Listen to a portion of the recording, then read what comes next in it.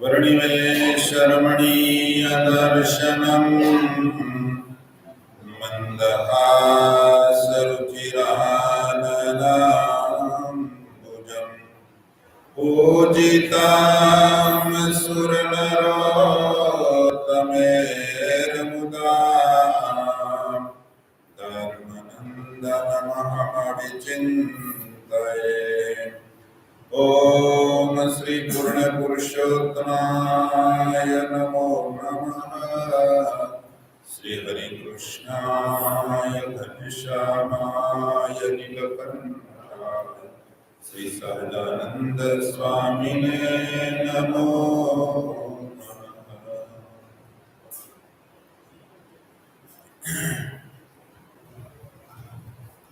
कया विषय पर आया છે?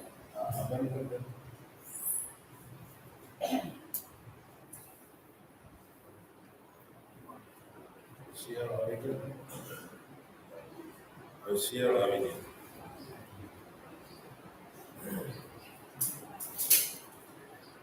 કયા વિષય ઉપર વાત ચાલે છે? કહો. હે?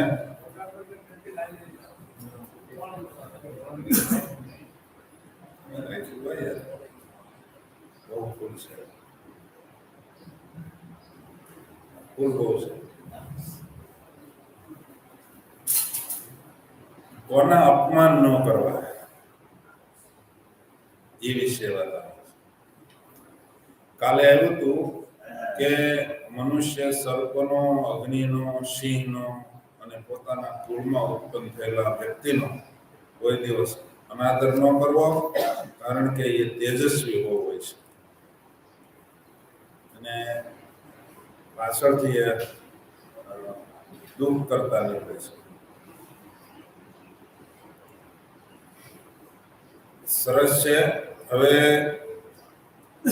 પાંચમો પોઈન્ટ એવો છે કે જ્યાં અપૂજ્ય લોકોનો આદર થતો હોય અને જ્યાં પૂજનીય લોકોનો અનાદર થતો હોય એ જગ્યાએ દુર્ભિક્ષા, મરણ અને ભય આ ત્રણેય ઉપદ્રવ રહે જ છે કાયમની માટે.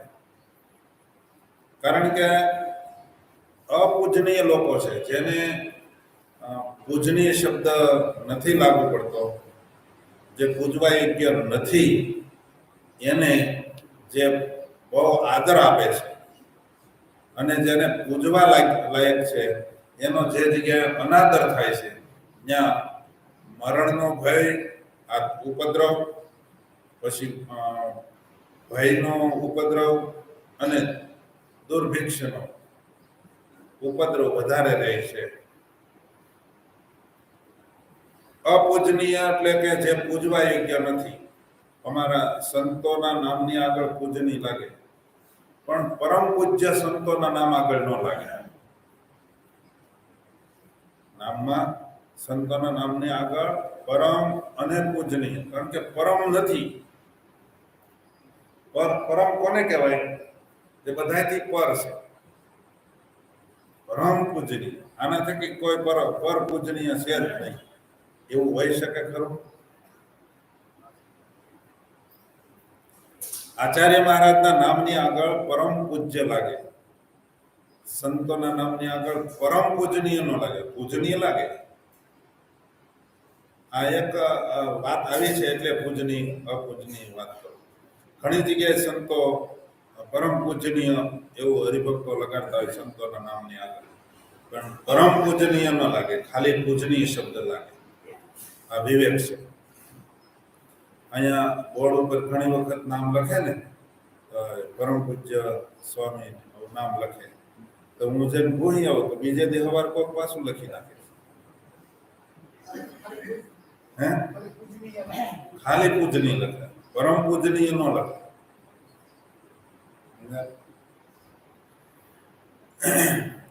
જ્યાં અપૂજનીય લોકો છે એનો લોકો આદર કરે છે.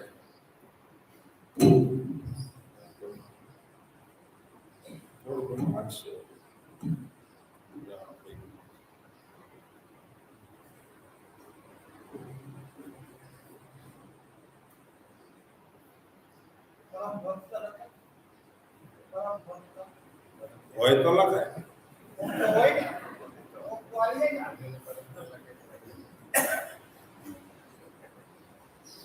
ખાલી ભક્ત લખો ને તોય હાલે. એના પર્વતભાઈ ને બધા છે એના જેવા બીજા કોઈ ન થઈ શકે. બરાબર. હવે આપણે માયા મૂકવાનું કહીએ, સ્વભાવ મૂકવાનું કહીએ, જો મૂકી ન એકતા હોય અને વળી પાછા આપણે આ નામની આગળ પરમ ભક્ત રાજ અને શું કે રાજમાન રાજેશ્રી રારા લખે ને, રારા લખે ખબર, પરમ ભક્તિ રાજમાન રાજેશ્રી. આપણને એમ થાય કેટલી કેટલી ઉપમા હતી ભગવાનને અતિ પ્રિય એવા ભક્તરા શ્રી એમ કરીને નામ લખે. હોય તો આપણે વંદન. એટલે જ્યાં અપૂજનીય લોકો છે એને બહુ આદર આપે છે એટલે સમજી લેવાનું ત્યાંથી શેકું રહે. અને પૂજનીય લોકોનો જે અનાદર કરે છે ત્યાં ભય આવે આવે ને આવે 5 દી વહેલા મોટો પણ એને ભય આવે. ભય છે એની માથે, એ નિર્ભય નહીં થઈ શકે. એટલા માટે અપૂજનીય લોકો છે એને બહુ નહીં, એનો અનાદર નહીં કરો પણ એને એટલું બધું સન્માન ન આપો જે પૂજનીય લોકો. માતા પિતા પૂજનીય છે તમારા માટે, ગ્રહસ્થો માટે, એનો તમે આદર નથી કરતા અને તમે તમારા મિત્રને પૂજનીય કરતા વધારે માનો છો. તમારા મમ્મીને કે તમારા માતા પિતાને બેયને તમે જમવાનું પૂછતા નથી અને તમારા મિત્રને પરાણે રોડે નીકળ્યો તો તમે પરાણે ઢળડીને લઈ જાઓ. હે મિત્ર આવે ત્યારે સારું સારું બનાવે, મમ્મીને તો કે એમ પહેલા ખવડાવી દીધી. એ કોઈ દિવસ અનાદર છે. ત્યાં આ 3 વસ્તુ હોય, મરણનો ભય અને ભયનો ભય અને દુર્ભિક્ષ વસ્તુ. દુર્ભિક્ષ એટલે જે ભક્ષણ કરવા યોગ્ય નથી એવું. પ્રત્યેક યુગના જે બ્રાહ્મણ છે તેમની નિંદા નહીં કરવી જોઈએ. દરેક યુગના બ્રાહ્મણની નિંદા ન કરાય. કલયુગની અંદર કલયુગના બ્રાહ્મણ, કારણ કે આમાં એવું લખ્યું છે કે બ્રાહ્મણ છે ને યુગને અનુરૂપ વર્તન કરે છે. બ્રાહ્મણ છે એ યુગને અનુરૂપ વર્તન કરે છે, તો બ્રાહ્મણની કોઈ દિવસ નિંદા નહીં કરવી જોઈએ. શાસ્ત્રમાં તો વારે વારે લખવામાં આવે છે, છતાંય આપણે બ્રાહ્મણને ભાળીએ. એમાં જો કોઈ ભૂદેવે કંઈક માગણી કરી હોય તરત 5-7 જણાને ન કહે ત્યાં સુધી એને પચે નહીં. ભૂદેવ તો કઈ કામ કરતા નથી, કેવો જુવાન છે, કઈ કરતો નથી. નહીં તો કામે સડી જવું જોઈએ ને, ભૈયા હોય કે મારા કારખાને તમને નોકરી અપાવી દઉં. એના કરવો એ નોકરીએ સડી જાય તમે કરશો હું? કારણ કે વેદનું રક્ષણ જ ભૂદેવોથી થાય, શાસ્ત્રનું રક્ષણ એ ભૂદેવોથી થાય. અને શાસ્ત્રનું રક્ષણ ભૂદેવો નહીં કરે તો આ હિન્દુ સંસ્કૃતિ રચાતાળ જતી રહે, પાતાળ જતી રહે. એને કોણ બચાવશે? બ્રાહ્મણનો દીકરો ભણે અને કર્મકાંડ કરે, એની અંદર જ હિન્દુ ધર્મની પ્રગતિ છે અને એમાં જ એનું ઉત્થાન છે. બ્રાહ્મણને કોઈ નોકરી ન સડાવી દેવાય, એનો ધંધો પકડાવી દેવાય. કયો? કર્મકાંડનું, કથાનું. આપણે તો ભૂદેવોની ટીકા ટિપ્પણી કરીએ, એ કાંઈ કરતા નથી, એ કાંઈ કરતા નથી. અને પાછા મહાપૂજા કરાવી તો કે સ્વામીને બોલાવી લે, ભૂદેવને નહીં. સ્વામી હોય તો મજા આવે.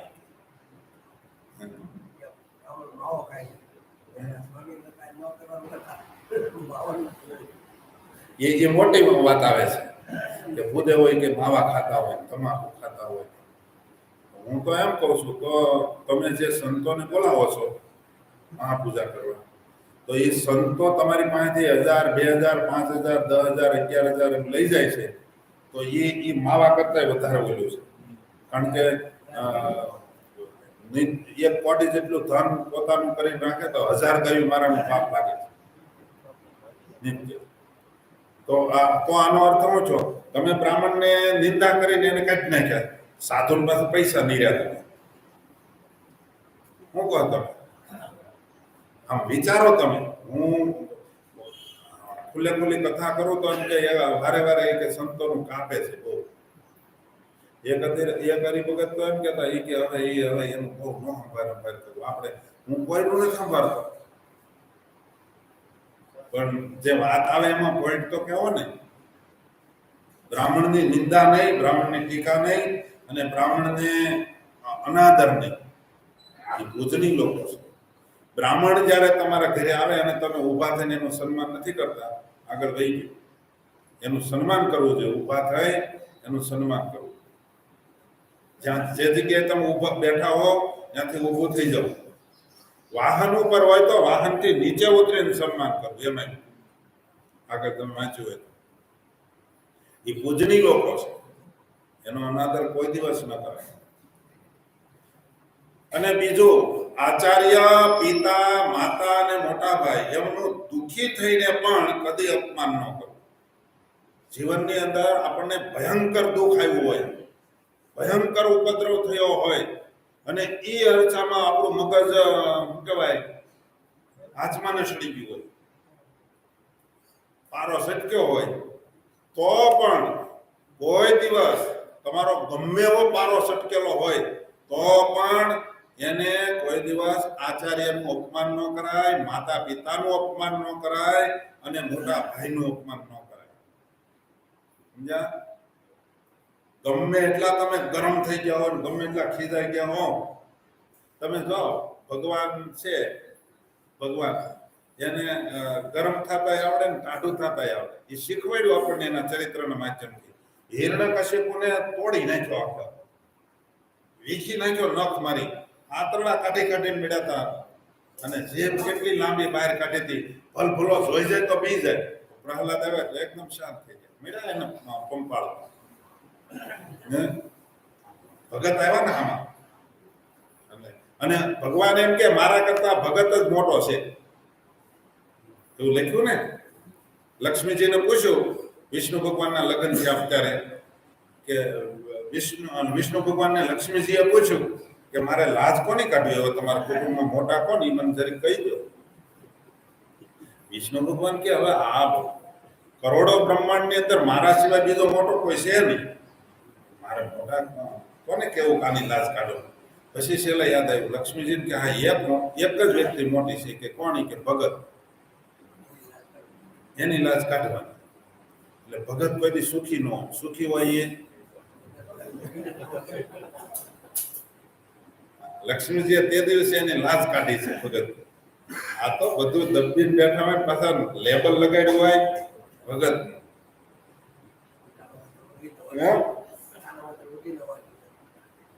ભગત કોને કહેવાય?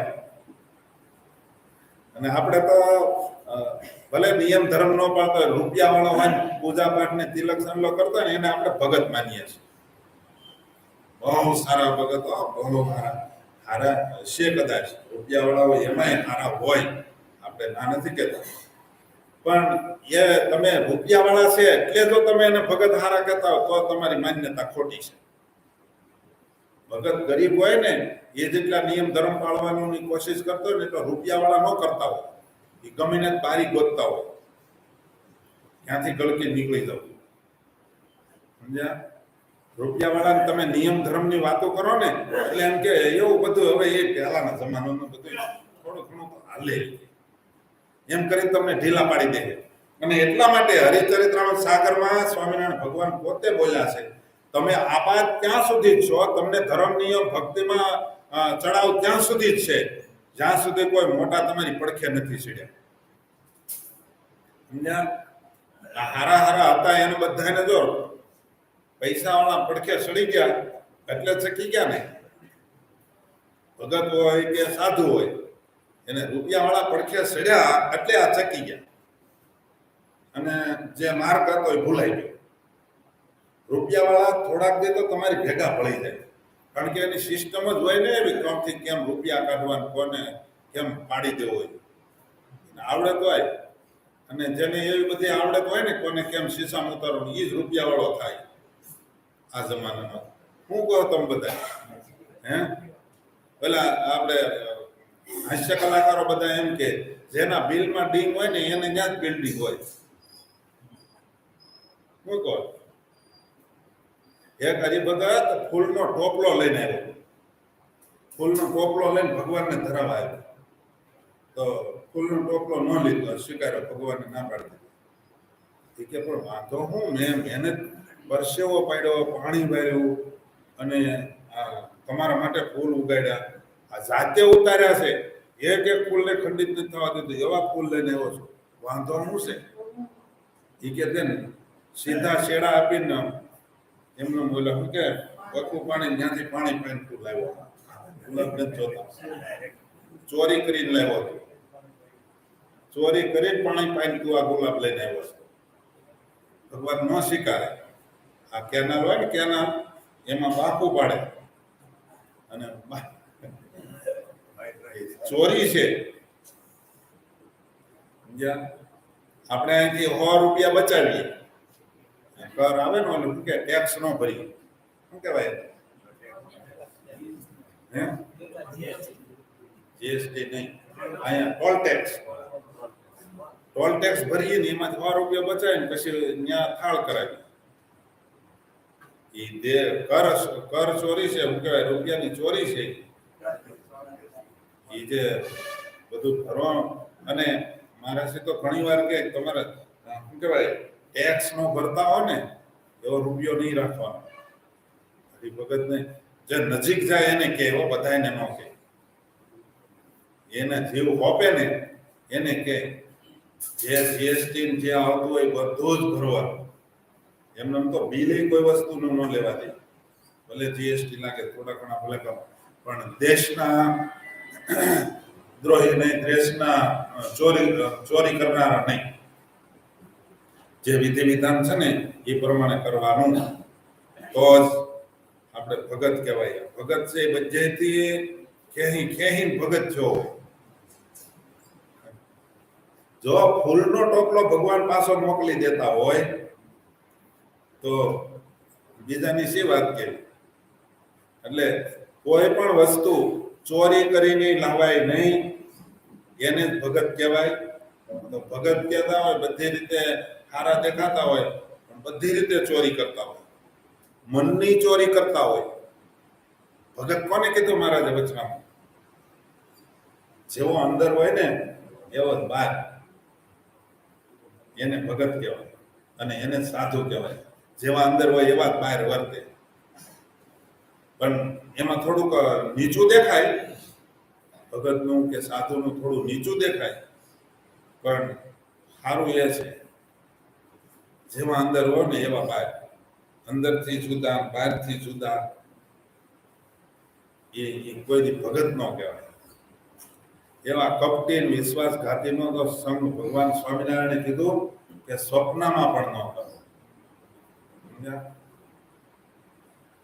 એવા પછી કોઈ પણ હોય. જો આમાં કેવું લખ્યું હરિલીલામૃતમાં છે, જે સર્પ પાડ્યો બહુ દૂધ દબાય તો તે હડસે જ ભાઈ. એવા કુરુ દ્રોહી અગ્નિ હોય, વિશ્વાસ એનો કરશો ન કોઈ. અંદરથી જેવો હોય એવો ન દેખાય અને પછી હળુકદન વિશ્વાસઘાત કરી નાખે, એવાનો સંગ કરવાનો નિષેધ કર્યો. એનો સંગ જ નહીં કરવાનો. ભલે જેને પ્રતાપે બહુમાન પામ્યો, જેને પ્રતાપે જશ ખૂબ જામ્યો. જેના પ્રતાપે મોટો છો, જેના પ્રતાપે જગતમાં કીર્તિ વધી, એ વિરુદ્ધ એવા ગુરુથી થનાર ધિક્કાર ધિક્કાર 1000 વાર. આમ તો બહુ લાંબુ થઈ જાય એમ છે ધિક્કાર લખવાથી. ધિક્કાર ધિક્કાર ધિક્કાર ધિક્કાર ધિક્કાર 1000 વાર. કેવું 1000 વાર ધિક્કાર છે. જે માતા પિતા અને ગુરુનો ન થાય એ કોઈનો ન થાય. એનો વિશ્વાસ જ નહીં કરવાનો. જે જેના મા બાપને ન હાસવતો હોય એ દુનિયામાં કોઈ ન હાશે, કોને શીશામાં ઉતારી દે નક્કી નહીં, એનાથી આગું રહેવું. સમજ્યા? એટલે અહીંયા આ જગતની અંદર આચાર્ય, પિતા, માતા અને મોટા ભાઈ આનો દુઃખી થઈને પણ કોઈ દિવસ અપમાન ન કરવું. સમજ્યા? ગમે એટલું દુઃખ આવી પડ્યું હોય ને તોય પણ કોઈ દિવસ આચાર્યનું અપમાન નહીં, માતા પિતાનું નહીં અને ભાઈનું નહીં. આ બધા અત્યારે જેમ ફાવે એમ આચાર્ય મહારાજનું બોલે છે, એ કઈ એનું નથી બોલતા. ગજેન્દ્ર પ્રસાદજી મહારાજ તો આનંદથી નિદ્રા કરે છે, એને કોઈ તકલીફ નથી. એ બોલે છે કોનું બોલે છે? સ્વામિનારાયણ ભગવાનનું. એનો પુરાવો હું તો મનુસ્મૃતિ અને ભવિષ્ય પુરાણમાં ચોખ્ખું લખ્યું છે, આચાર્ય છે ને, આચાર્ય એ પરમાત્માની મૂર્તિ છે. આ જો એક વાત તમે કાળજીમાં લખી લેજો, તમારી રીતે તમે વિચાર કરજો. અત્યારે સાધુનો અનાદર બધે થવા માંડ્યો, એવા કોઈ ભગવાનના ભગતનો અનાદર થવા માંડ્યો, એનું જો કોઈ કારણ હોય તો એ કારણ આ છે, તમે ભગવાનનો દ્રોહ કર્યો, ભગવાનનું અપમાન કર્યું. ભગવાનનું અપમાન કર્યું કઈ રીતે? તો કે તમે આચાર્યનું અપમાન કર્યું ને, જે ભગવાનનું અપમાન છે. અને એ જે ભગવાનનું અપમાન કરે એને બીજે ખત્તા જ ખાવાના રહે,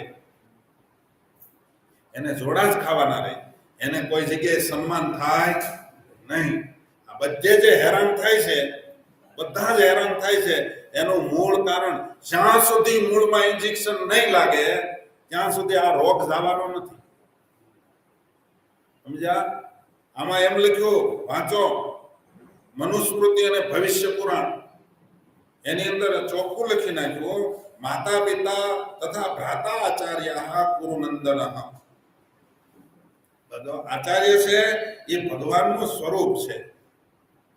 અને પછી એમ લખ્યું, આચાર્ય છે એને પરમાત્માની મૂર્તિ સમજવી જોઈએ. અને ભાગવતમાં શું લખ્યું? ભાગવતના દશમ સ્કંધના 80મા અધ્યાયમાં 34મા શ્લોકમાં એમ લખ્યું છે કે આ જગતની અંદર યશોદામાં પોતે બ્રહ્મચારીના કોઈ નિયમ પાળતું હોય, સારધાર, કોઈ ગ્રહસ્થના નિયમ પાળતું હોય, કોઈ વાનપ્રસ્થ સંન્યાસીના કોઈ સારધાર નિયમ પાળતા હોય, તો પણ હું એના ઉપર રાજી નથી થતો. જેટલો રાજી પોતાના આચાર્ય, એટલે કે મારું સ્વરૂપ એવા જે આચાર્ય ગુરુ એની જે સેવા કરે ને, એના જેવો તો ગમે એટલા નિયમ પાળે તો હું એની ઉપર રાજી નથી થતો. સમજાય? તો નિયમ ધર્મ પાળતા હો અને જો ગુરુનો દ્રોહ કરતા હો, જગતમાં ઘણા એવા છે ગુરુનો દ્રોહ ભરપેટ કરે, જ્યાં બોલવાનું આવીને બોલી નાખે, પણ નિયમ ધર્મ પૂરા પાડતા હોય. અને એટલા માટે જ લોકો અંજાઈ જાય છે ને. નિયમ બાહ્ય રીતે બહુ દેખાડતા હોય, પણ આ મોટામાં મોટું કાણું છે, મોટામાં મોટું ફોલ્ટ છે. જ્યાં ગમે એટલું તમે પાણી ભરશો ને પાણી નહીં ભરાય. શું કામ? એ ફૂટી ગયેલું વાસણ છે. અને એમ નિયમ ધર્મ પાળી પાળીને તમે તૂટી જાઓ. પણ જો તમે આચાર્યનો દ્રોહ કરશો ને તો તમારું કોઈ જગ્યાએ વાંધો નહીં થાય. તમે ભરવાની કોશિશ કરશો ને, ભરાશે નહીં. તમે આ જગતમાં તમે વ્યાપક રીતે દ્રષ્ટિ કરો. હું બોલું તો હું આંખે સડું, બાકી તમે પોતપોતાની રીતે વિચાર કરે. ઘરે બેઠા બેઠા જોનારા તમારા વિચારજો. તમે વિચારજો, જેણે જેણે આચાર્યનો પક્ષ રાખ્યો છે, આચાર્યની હારે રહ્યા છે, ત્યાં સુધી એની ચડતી કળા હતી. તમે જોયું ને? અને જેની ઘડીએ તમે આચાર્યને મૂક્યા, એટલે કોને મૂક્યા? પરમાત્માને. પછી તમે જે આચાર્યને ઠાકોરજીની આગળ દંડવત કરો છો, ઠાકોરજીને પ્રદક્ષિણા ફરો છો, 56 પ્રકારના હારા હારા બટાટા વડા શીખે બધું ધરાવો છો, હારું હારું મિષ્ટ ભોજન જમાડો છો, ફરસાણ માત્ર જમાડો છો, અન્નકૂટ ગોઠવો છો, પણ એ હુકામે તમે કરો છો? એ બાહ્ય દેખાવ, હરિભક્તોને આંજવા કે મારામાં ભક્તિ ભાવ છે. જો તમારામાં પરમાત્માનો ભગવાનપણાનો ભાવ હોય તો મારા જેમ કે આચાર્ય છે એ મારું અપર સ્વરૂપ છે. તો તમે હાલતું ચાલતું સ્વરૂપ ભગવાન મૂકી ગયા એને તો માનતા નથી. તમે એનો તો દ્રોહ કરો છો અને બાહ્ય રીતે તમે મને થાળ ધરાવો છો. એ ગમે તમને હારાહારી રાખે ને તમારા છોકરાને કોઈ ભાડે બે ધોલ નાખે તો તમે શું કહો? એ ભાઈ તું આ શું કરશો? જોક નહીં. એક એના દીકરા છે આચાર્ય છે ને, અને એનો કોઈ દિવસ આપણે અનાદર કરી જ ન શકાય અને એનો શેડો ફાડી જ નહીં શકીએ. આપણે ગમે તેમ થાય ને તો એની હારેથી આપણે શેડો ફાડી નહીં શકીએ.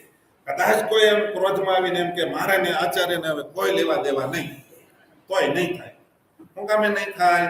કારણ કે ભગવાને એમ કીધું છે કે માતા પિતા છે એ આ જગતની અંદર તમને આ દેહનું સર્જન કરી આપે છે, પણ ગર્ગાચાર્યની અંદર ગર્ગાચાર્યજી એમ કહે છે માધુર્ય ખંડની અંદર કે ભગવાન છે ને એ માધુર્ય ખંડના પહેલા અધ્યાયના 13, 14 ને 15 શ્લોકમાં એમ લખ્યું, ગુરુર બ્રહ્મા ગુરુર વિષ્ણુ ગુરુર દેવો મહેશ્વર. ગુરુ છે ને એ તમારું સર્જન કરે છે, યાની તમારા સદગુણોનું સિંચન કરે છે. એ વિના તમારામાં સદગુણો નથી આવતા. તમારો નિર્વાહ એ જ કરે છે ગુરુ. કઈ રીતે? તો કે તમારા સદગુણોનું સિંચન કરે અને ખોટા દોષોને દૂર કરી નાખે છે. અને મહેશની જગ્યાએ શંકરની જગ્યાએ બ્રહ્મા છે. કઈ રીતે? તો કે તમારા જે દુર્ગુણો છે, તમારા કામ ક્રોધાદિક છે, એને બધાને નષ્ટ કરવામાં એ શંકર સમાન કામ કરે છે. માટે ગુરુર બ્રહ્મા ગુરુર વિષ્ણુ, આ ઈ શ્લોક લઈને પછી એમ ન કેવું ગુરુ છે એ ભગવાન છે. એનું એ કામ કરે છે. હા, એ ભગવાન તમે એને કોને? તો એ જે તે સંપ્રદાયના આચાર્ય છે એ જ ગુરુ છે, બાકી કોઈ ગુરુ નથી. સમજ્યા? અને એ જ તમારું સર્જન કરે છે. માટે એવા ગુરુને છોડી અને કોઈ ગમે એટલું કરે તો એનું બધું ફેલ છે. ગમે એટલું મથવું એટલું મથે નહીં. જે ગુરુને મૂકીને કામ કરે એ કોઈ જગ્યાએ ફતેહ થતો નથી, ફળીભૂત થતો જ નથી. એને ઉભે રોડે સડવાનો જ વારો આવે. તમે વિચાર તો કરો, એ ખાલી ગુરુને રાખે ને, ગુરુને ભલે ઉપરથી ખોટું ખોટું રાખે ને તો એને એટલી મહેનત નહીં કરવી પડે. અત્યાર સુધી ખોટું જ રાખ્યું હતું ને, હે? તો કેટલી એની જામીતી. અને એટલી અત્યારે ગુરુને મૂકી દીધા પછી રાત દાડો ઉજાગરા કરે છે. હે? કેટલી મહેનત કરે. અને તોય પાછું જે પહેલા જે તાળીઓની ગગડાટી અને પહેલા જે એને સન્માન મળતું હતું અને ખાલી બોલે ત્યાં તો આયા મેં એવું ક્યાંક જોયું હતું, આયા જતું લગભગ બોલો કરોડો રૂપિયા આવ્યા હતા. હે? એ આચાર્યના નામે આવ્યા હતા. હવે કરો લો એ. સમજ્યા? આ જગતની દ્રષ્ટિની વાત કરું છું. પરમાત્મા પાસે જવાની વાત તો પછી. આ એક સામાન્ય ખોટું રાખે તો એની કીર્તિ કેટલી વધી જાય. પણ જો એને છોડી દે પછી રાત દાડો મથવું પડે, એને બહુ મહેનત કરવી પડે, ત્યારે ભેગું ન થાય. તેમ છતાંય ભેગું ન થાય. એ કેવું કહેવાય? તોય સમજાય નહીં. નહીતર કામ ક્રોધાદિક અંતઃશત્રુ ક્યાંના માથા મારતા હતા. એ કઈ નીકળ્યા ભેગા કઈ બધું બગડ્યું એવું નથી કઈ હતું. પણ જ્યાં સુધી એને પરમાત્માને રાખ્યા ત્યાં સુધી કોઈ માથું ન ઉચકી શક્યા. પરમાત્મા એટલે આયા કીધું છે આચાર્ય છે, પરમાત્માની મૂર્તિ છે. એટલે એને તમે રાખ્યા ત્યાં સુધી તમારો કોઈ વાળ વાકો ન કરી શક્યો.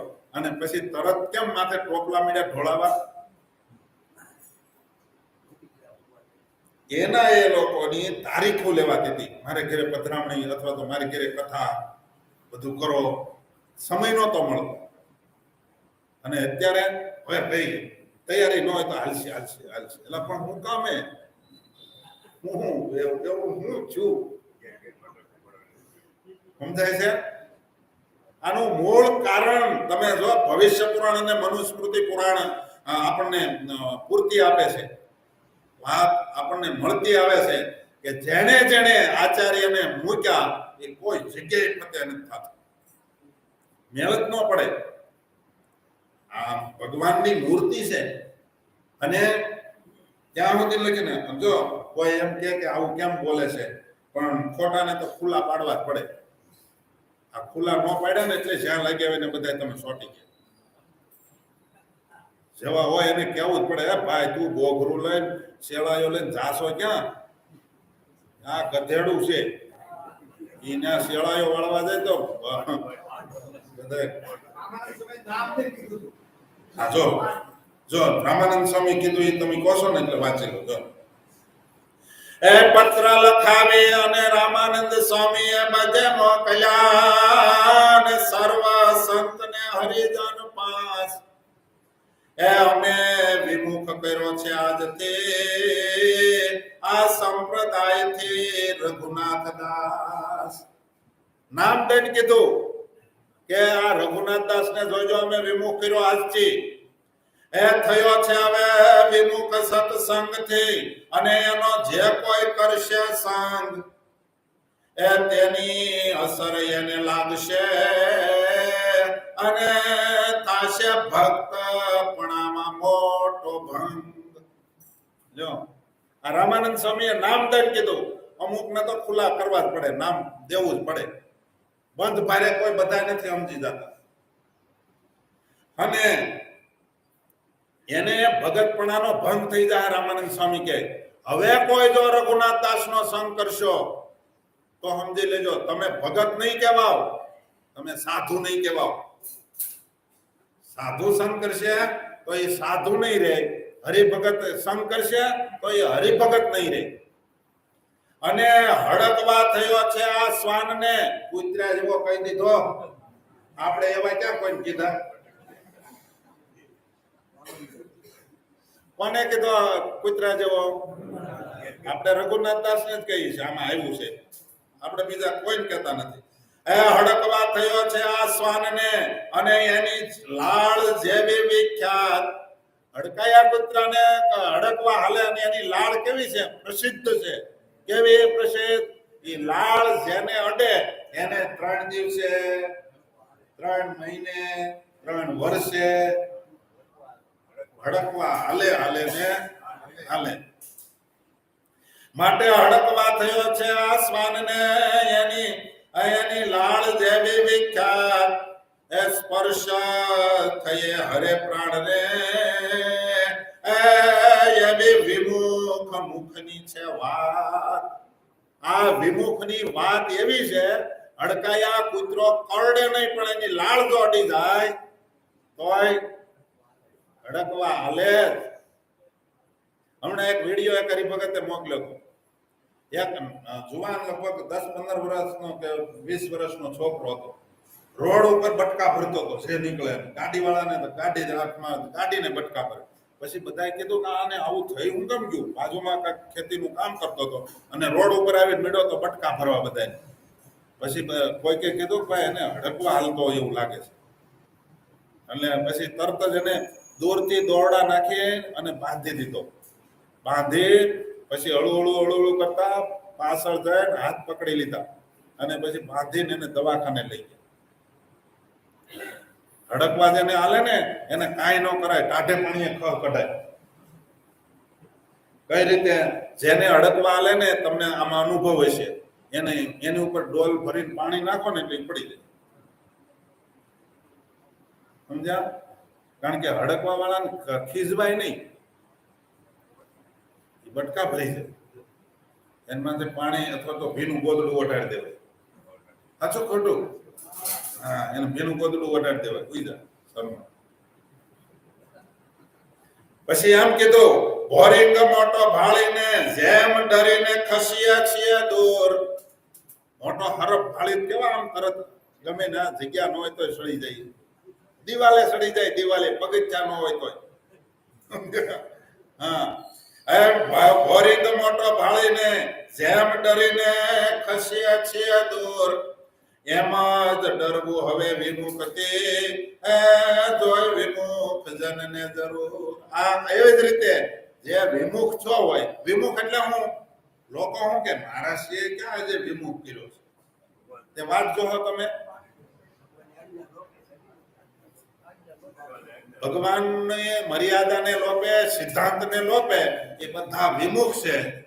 અને વિમુખ જો તમારી પડખે સડી ગયા હોય તો તમને ઓરિજિનલ ભગત ન રહેવા દે, ઓરિજિનલ સંપ્રદાયનો ન રહેવા દે. ઓરિજિનલ સ્વામિનારાયણ સંપ્રદાયના સિદ્ધાંત પ્રમાણે જે વાત હાલી આવે છે એ વાતનો તમને ન રહેવા દે. એનો સંગ થઈ ગયો ને. વિમુખ વેખ આપે વાતમાં કરી હેત અપાર. વાતની અંદર મીઠું પોઈઝન આપે, ધીમે ધીમે મીઠી મીઠી વાત કરી તમને હાર પહેરાવા બોલાવે, તમારું હારું હારું બોલે, તમને એકાંતિક રૂઢિચુસ્ત ભગત કે શું કે એ રૂઢિચુસ્ત શબ્દ હમણાં નીકળી ગયો. નહીતર ગમે હોય ને વાહતા બેન કે આ ભગત બહુ રૂઢિચુસ્ત છે. રૂઢિચુસ્ત કહેવાય કોને? જેની પરંપરામાં જેને સિદ્ધાંત ન મૂક્યો હોય, નિયમ ન મૂક્યા એને રૂઢિચુસ્ત કહેવાય. પરંપરામાં એના બાપુજી એ કોઈ એને રૂઢિ હોય, રૂઢિની એને ચુસ્તતા એવી ને એવી રાખી છે, એને રૂઢિચુસ્ત ભગત કહેવાય. આ તો હજી સાની અડારી લઈ લેતો હોય, માવા ખાઈ લેતો હોય, ગાળું બોલવી પડે ને ગાળું બોલી લેતો હોય, એને રૂઢિચુસ્ત કહેવાય. તમને પૈસા આપે છે એ કહો, હા એ રૂઢિચુસ્ત પ્રમાણે એ દીધા કરે છે રિવાજ પ્રમાણે. કોનો જે આપ્યા એની પરંપરામાં એ રૂઢિ એની જૂની છે. સારું મોડું દીધે જાઓ, બાપ થાય ભલ થાય. એટલે જે કોઈને વિખન આવ્યું છે એનું મૂળ કારણ આ છે. કયો?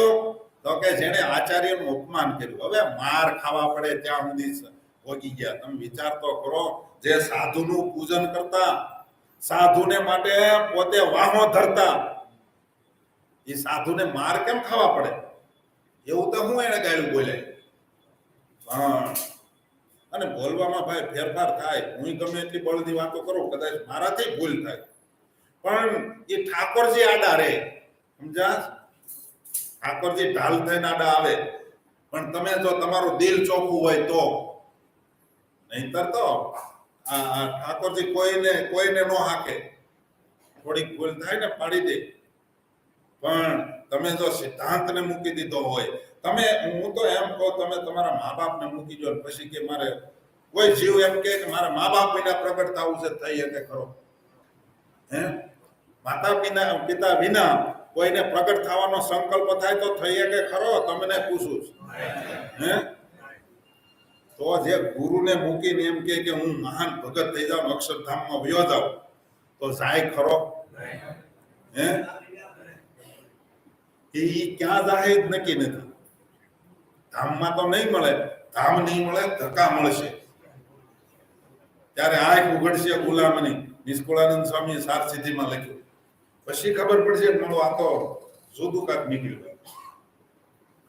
પણ આ જે ગુરુ દ્રોહી જેટલા હોય, ભગવાનના દ્રોહી જેટલા હોય, એની પડખે સડી જાય છે ને એટલે ઓલાને કેપ સડે છે.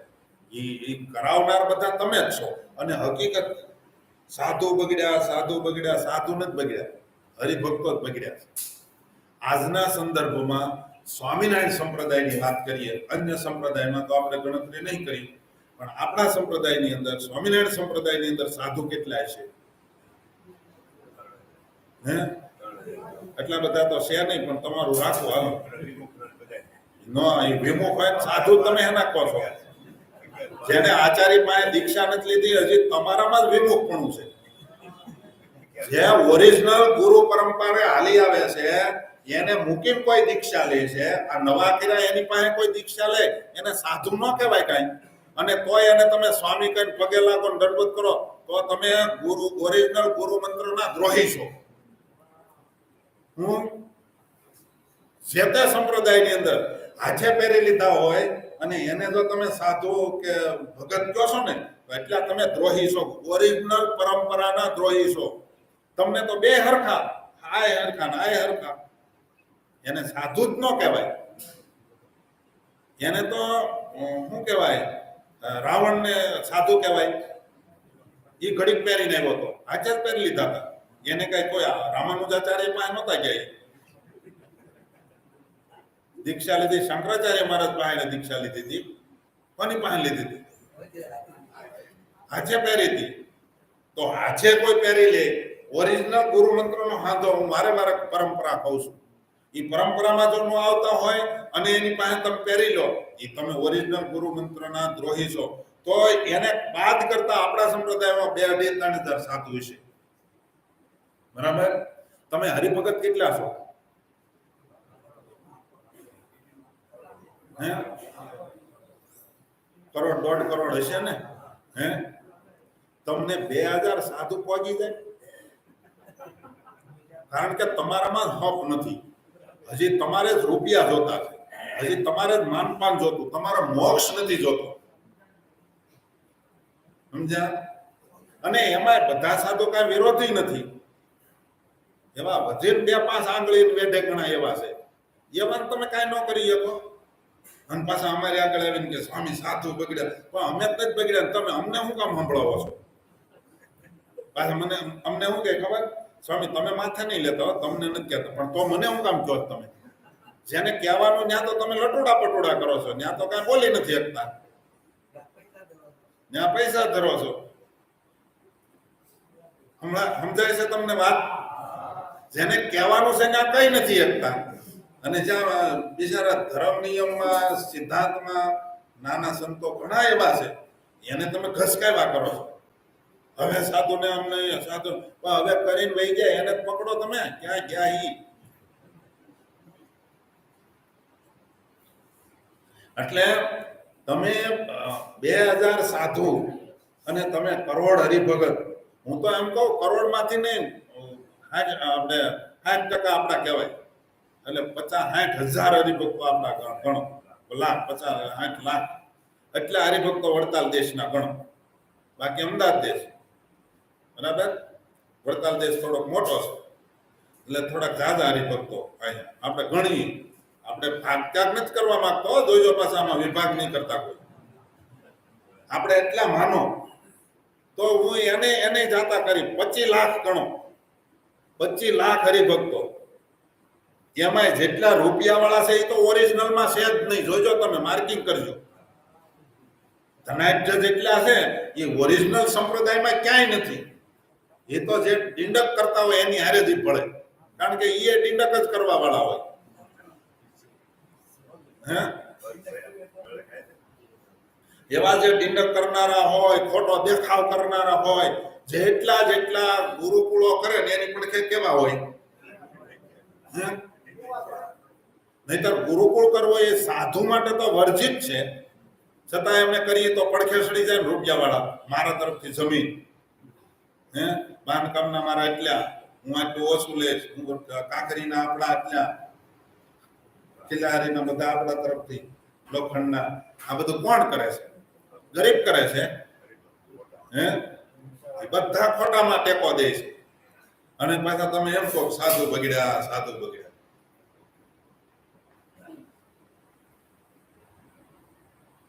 એટલા માટે હકીકતમાં ભગવાનના ભક્તોએ બહુ વિચારવું પડે એમ છે. તમે ખાલી એટલા એમાં 2-5 સાધુ મેં તમને કીધું એમ, એવા 2-5 સાધુને તમે, હું હજી એમાંથી ક્યાંક ભાગ કરું, 25 લાખ એ નથી ગણતો, હાલો 1 લાખ હરિભક્તો અને 5 સાધુ તમે કાબુ ન લઈ શકો. શું કહો તમે? હે? એ 5 હાથ છે ને એ બધાને ઘૂમડે છે. એને વાહે હાથ રાખીને બાંધીને રૂમમાં પૂરી દો ને, જે એટલું જ ખવડાવો. આપણે બીજું તો હિંસા તો ન કરાય. પકડીને હાથ પકડીને જેટલું જોઈએ ને એટલું હાથે પાળ્યા તમતાર જમાડો. દીક્ષા લીધી છે, ઓરિજિનલ આચાર્ય પાસેથી દીક્ષા લીધી છે એટલે આપણે એને કાંઈ બીજું ન કહેવાય. જો કે એને પછી ખોટા સાધુના હાથનું ખાઈ લીધું એટલે એને દોષ તો છે જ, એ કાંઈ હવે સાધુ ન કહેવાય એને, કારણ કે હરિભગતનું ખાઈ લીધું. એ કે હરિભગત એના કે સાધુ છે, પણ એ તો દીક્ષા ઓરિજિનલ તો છે જ નહીં, એટલે એ સાધુ કહેવાય જ નહીં. એના હાથનું તો ખાઈ લીધું એને, એટલે એને છતાંય આપણે એમ માનો કે ગુરુ મંત્ર એની પાસે આવ્યો છે, એટલે આપણે એ મહાન સમજીને એને જમાડો, પણ હાથ બાંધજો. વાહે રાખી. એટલું તમે 1,00,000 હરિભક્તો ન કરી શકો? હે પણ હરિભક્તો અત્યારે છે ને મોટા ભાગે મહિમાથી આવે છે બિચારા. બાકી તો મકાઈનો દોઢો મોરડે મોરડી નાખે છે. પણ સ્વામિનારાયણ ભગવાનને ભાંજા છે મારા આશ્રિતોએ આમ ન કરવું. રાજ્યને માટે, ધનને માટે, સ્ત્રીને માટે કોઈની હત્યા કે કોઈને દુઃખ દેવું એ મારા ભક્તોમાં ન આવે. એટલા માટે અને યાર ઓલા લોકો લાભ ઉઠાવે છે, બરાબર ને? એટલા માટે આચાર્યનો જેણે જેણે દ્રોહ કર્યો એ આચાર્યનો દ્રોહ નથી કરતા, એને પરમાત્માનો દ્રોહ કર્યો છે.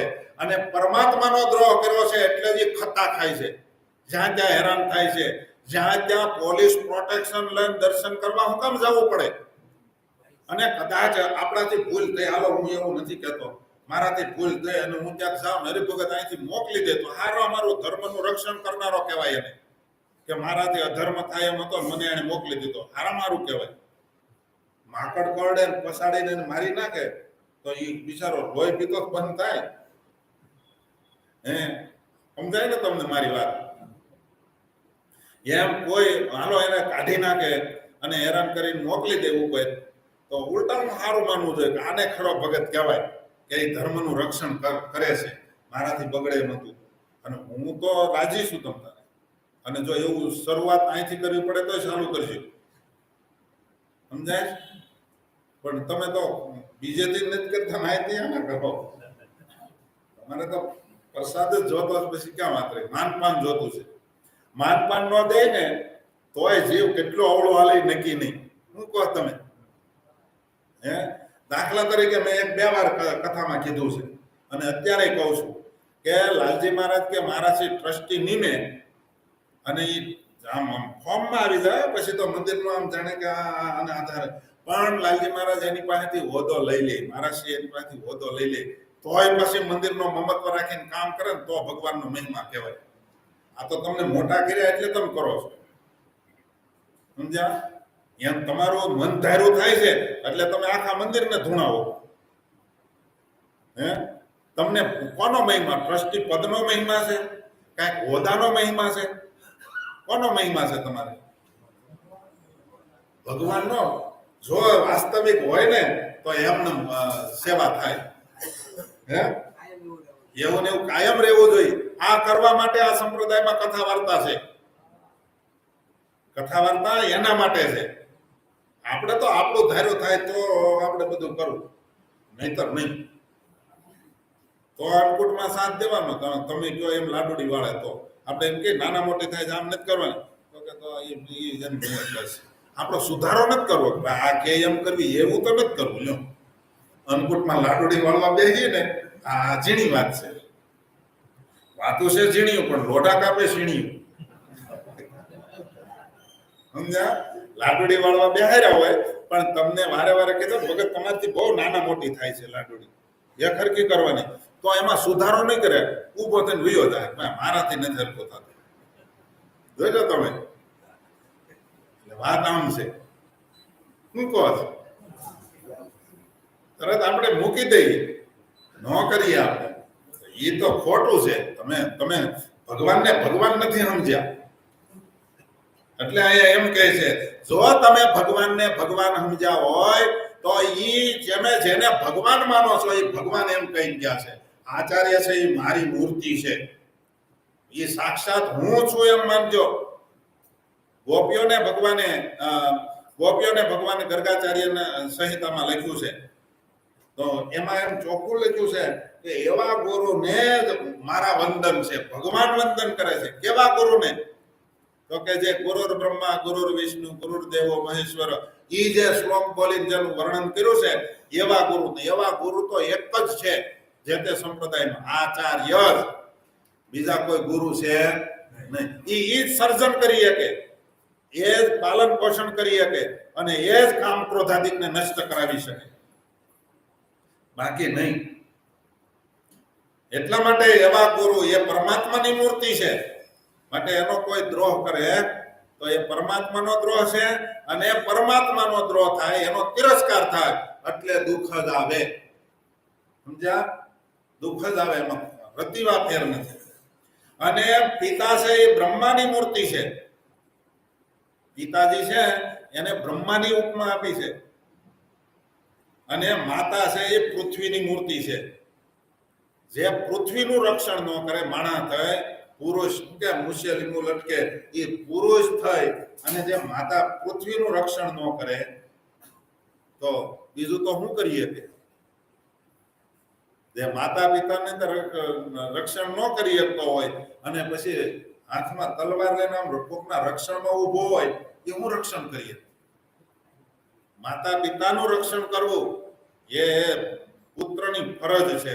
અને આપણા બધાની ફરજ મોટામાં મોટી, આપણને જેણે સર્જન કરી આપ્યું છે, એટલે કે ગર્ગાચાર્ય મહારાજ એમ કે છે, પિતા છે ને એ માતા છે, પિતા છે, એ તો નાશવંત દેહની ઉત્પત્તિ કરે છે, પણ આચાર્ય છે, ગુરુ છે ને, એ તો અવિનાશી પદની પ્રાપ્તિ થાય એવો અવિનાશી દેહની સર્જન કરી આપે છે. એટલા માટે માતા પિતા થકી એક સ્ટેપ આગળ, એટલે આ દ્રષ્ટિએ એ આચાર્ય છે, ગુરુ છે. એ બીજા કોઈ આ સર્જન કયા સાધુ કરી શકે? લ્યો, આ સર્જન કોણ કરી શકે? અવિનાશી શરીરની પ્રાપ્તિ કોણ કરાવી શકે? સાધુ. હે? જો એ ન કરાવી શકે તો એ ગુરુ નથી. આનું સર્જન જે કરાવી આપે ને એને જ ગુરુ કહેવાનું. એ ગુરુ મંત્રથી જ બીજું સર્જન થાય. અને ગુરુ મંત્ર આચાર્ય મહારાજ જ આપી શકે, બીજા કોઈ આપી શકે નહીં. અત્યારે આને કોઈને વહમું લાગે કે સાધુ નહીં કે ગુરુમાંથી કાઢી નાખે, કે મહારાજે હરિલીલામૃતમાં લખ્યું છે કે 4 સદગુરુ થાપ્યા હતા. એ સદગુરુ થાપ્યા હતા, મુખ્ય બનાવ્યા હતા. એને ગુરુ મંત્ર આપવાની આજ્ઞા નહોતી કરી સ્વામિનારાયણ ભગવાન. બતાવો હરિલીલામૃતમાં. હે? 4 સદગુરુ ભગત તમે શું કહો છો? કે વ્યવહાર કે આ લોકમાં સંતોને કઈ પૂછવું હોય, ગામડે કોને મોકલવા, આ 4 જણાને આ ભગવાન કહી દે, એ 4 જણા પછી બીજા બધાને મોકલવાને મોકલી દે. એટલે એમ મોટેરા કર્યા હતા, પણ કોઈને ગુરુ મંત્ર આપવાનો અધિકાર સ્વામિનારાયણ ભગવાને નહોતો આપ્યો એ વખતે. કે તમારા જાનમાં હોય મને કહેજો. હે? આચાર્યને જ આપ્યો છે અને એ જ સર્જન કરી આપે. એટલા માટે માતા પિતા અને ગુરુ આ ત્રણનું જે અપમાન કરે છે, એ કોઈનું અપમાન નથી કરતો. એ પરમાત્માનું અપમાન કરે છે, બ્રહ્માનું અપમાન કરે છે અને પૃથ્વીનું અપમાન કરે છે. એટલા માટે કોઈ દિવસ આગળ આવશે કથા કે પૃથ્વી ઉપર કોઈ પગ નો પસાડો. જાદવ બાપા મોજડી કે ને શું કહેવાય ને, પાર્વતીની મોજડી ગાતા, એમ કે જો હું ખોટું બોલતો હોય તો કે ધરતી ઉપર જોડો પસાડજો. ધરતી ઉપર જોડો પસાડજો એટલે મોટા મોટું અપમાન કહેવાય પૃથ્વીનું. અને એ માતાને પાટું માર્યા બરાબર છે. જે માતાને પાટું મારે ને, માતાને પગ અડાડે ને, એ પૃથ્વી ઉપર પગ પસાડ્યા જેવું છે. એટલો તો મહિમા છે. અને આ કથા વાર્તાથી થાય. જે કથા વાર્તામાં બેહે છે અથવા તો ઘરે બેઠા સાંભળે છે, એ કથા વાર્તા સાંભળતા હશે ને તો જ આ સુધારો આવશે, નહીતર નહીં આવે. ઘણાને લિંક મોકલી ને તો લિંક ડિલીટ મારી દે કે બહુ નથી મજા આવતી. લીલા ચરિત્ર હોય તો મજા આવે.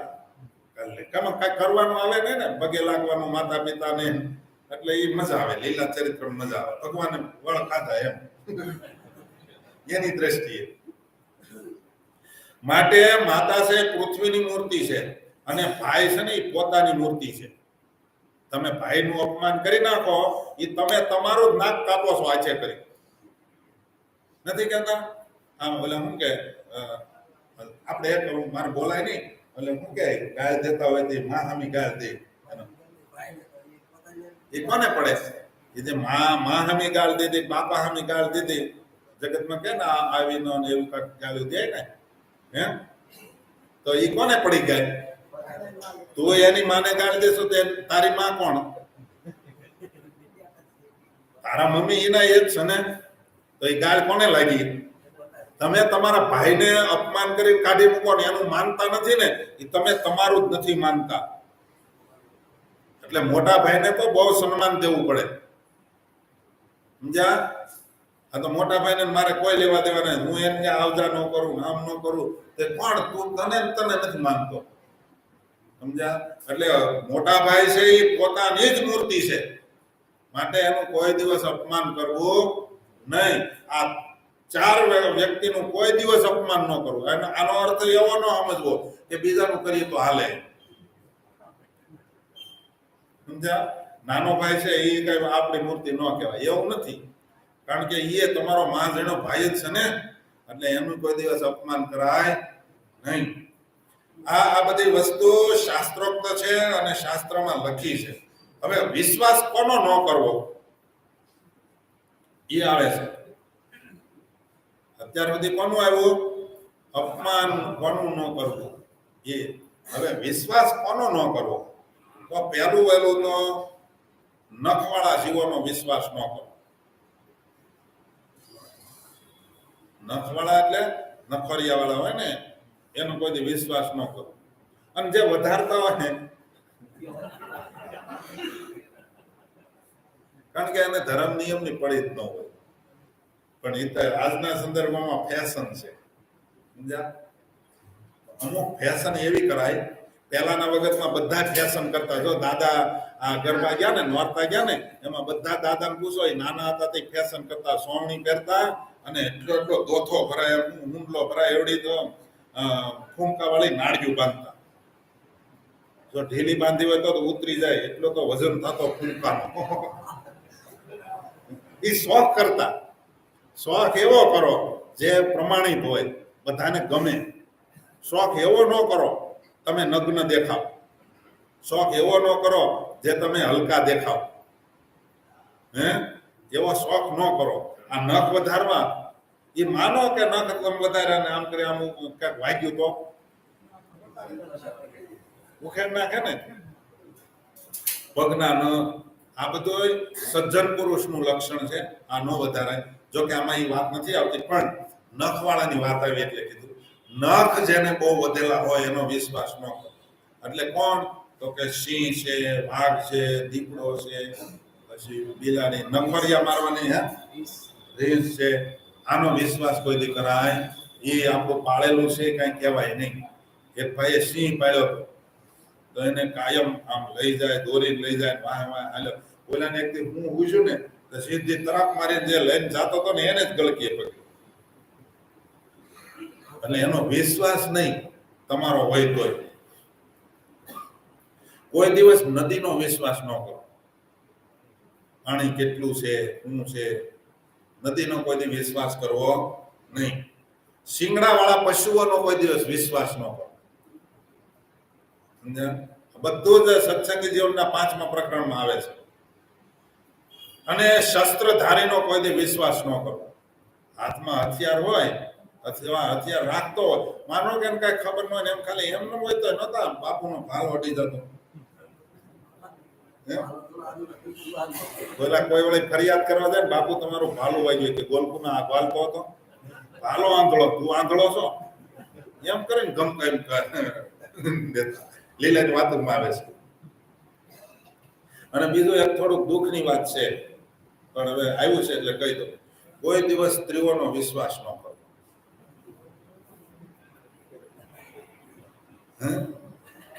એમાં બધાને મીડા માથા હલવાય કે હાસી વાત છે, કારણ કે અમારે શીંગડામાં પગ આવી ગયો છે.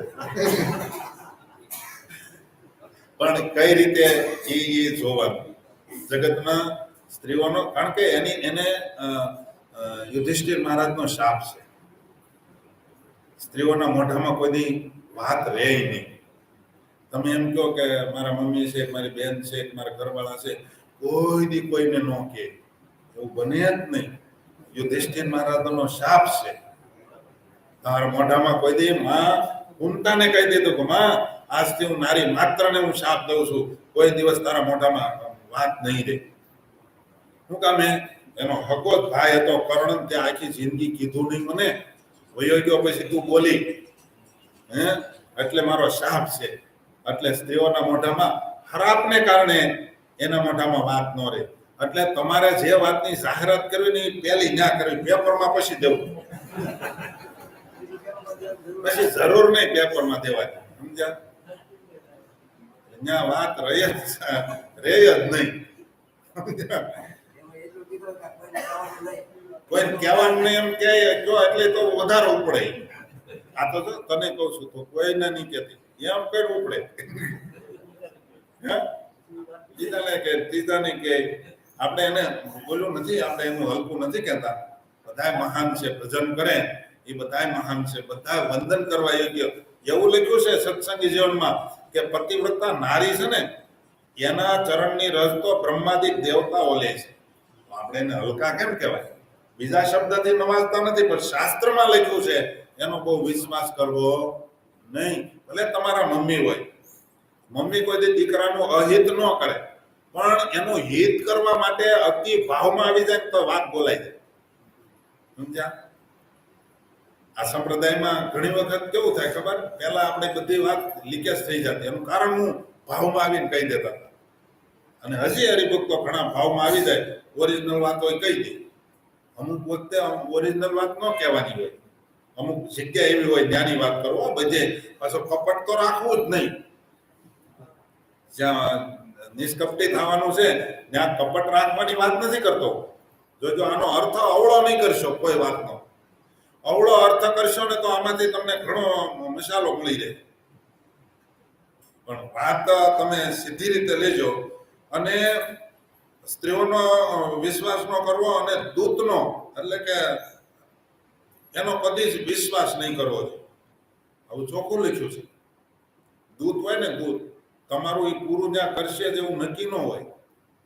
ઘણી વખત એવું થતું, મારા શ્રી કાંઈ કાગળિયાને ઝેરોક્ષ કરવા મોકલે ને તો મારે ફૂટી જાય, અને ઓલા દઈ દે 2-5 હજાર કે જેટલું જોતું હોય, અને એ અમુક ઝેરોક્ષ એને આપી દે. એવું થાય. એટલે એને જાળવું પડે. દૂતનો વિશ્વાસ નહીં, દૂતપણું કરતા હોય. એટલે આ કોનો વિશ્વાસ ન કરવો એ બારામાં આગળની વાત છે, બહુ સરસ છે. એ વાતને આપણે આવતીકાલે શ્રવણ કરશું. આજે કથાનો સમય પૂરો. કથાને અહીંયા પૂર્ણ. શ્રીપતિમ શ્રીધરમ સર્વદેવેશ્વરમ ભક્તિધર્માત્મજમ વાસુદેવમ હરિ માધવમ કેશવમ દામોદરમ કારણમ સ્વામિનારાયણમ નીલકંઠમ ભજે સહજાનંદ સ્વામી. એક જાહેરાત છે. જય સ્વામિનારાયણ સાથે જણાવવાનું કે ખાલસા કંથારિયા ગામ છે. નિવાસી પરમ ભક્ત ધનજીભાઈ વેકરિયાના ભાઈ અક્ષર નિવાસી નારાયણભાઈ વેકરિયાના ધર્મપત્ની નર્મદાબેન આજ રોજ તારીખ 16/10/21 રોજ અક્ષર નિવાસી થયેલ છે. તો એના સદગત આત્માને શાંતિ મળે એટલા માટે આપણે 2 મિનિટ ભૂલ કરવાની છે, એટલે કોઈ ભક્તો જાય નહીં.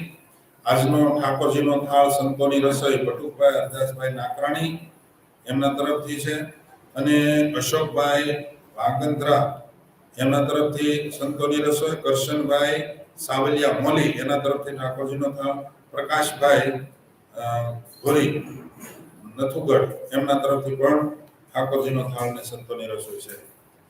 સ્વામિનારાયણ સ્વામિનારાયણ